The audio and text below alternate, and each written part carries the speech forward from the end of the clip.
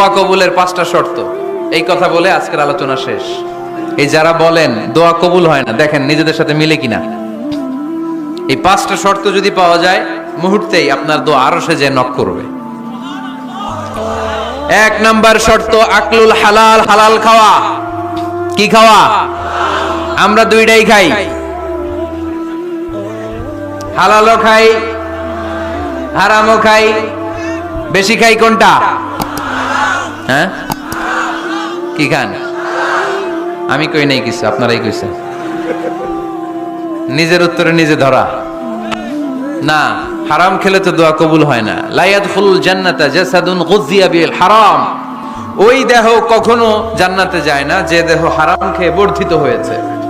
কেন দোয়া কবুল হয় না? মিলিয়ে নেন নিজের জীবনের সাথে, জাস্ট একটু মিলিয়ে নেন।